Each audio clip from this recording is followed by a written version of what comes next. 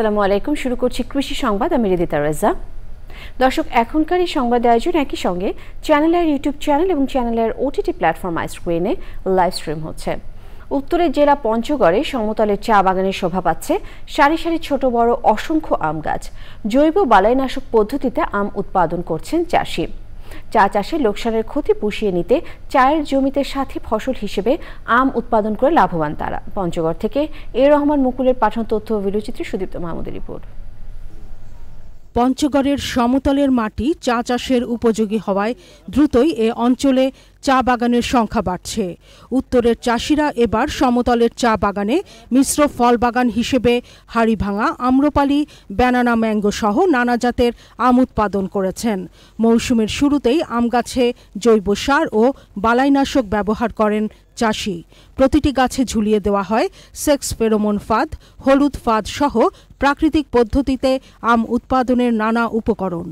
বীজ মুক্ত আম উৎপাদন হয় এখান থেকে আমাদের মনে করেন বোতল ঝুলা আছে, হলুদ কাঠ ঝুলা আছে।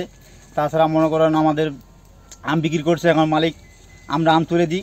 আম এখন পাকা শুরু করেছে, বিভিন্ন জায়গায় যায়। যে ওষুধে যে পোকামাকড়ের জন্য আমি একটা হলুদ কাঠ রাখছি, আবার বোতল রাখছি। জেলায় আম বাণিজ্যকে কেন্দ্র করে তৈরি হয়েছে উদ্যোক্তা। সামাজিক যোগাযোগ মাধ্যম সহ নানা উপায়ে ভোক্তা পর্যায়ে আম সরবরাহ করছেন উদ্যোক্তা ও বেশ কিছু প্রতিষ্ঠান।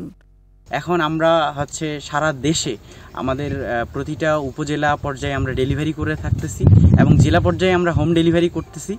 এবং আমাদের আগামী দিনের পরিকল্পনা রয়েছে যে আমরা আম নিয়ে যেন রপ্তানিমুখী আমাদের কিছু প্ল্যান রয়েছে।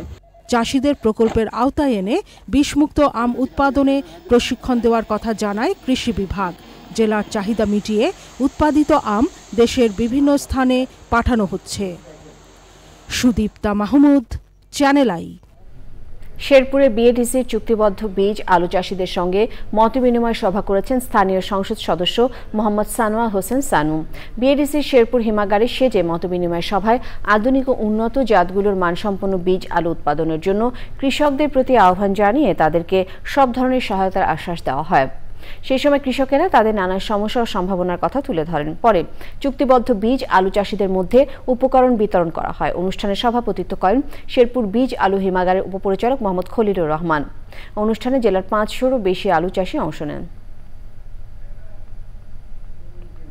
এই ছিল কৃষি সংবাদে। সবাইকে ধন্যবাদ।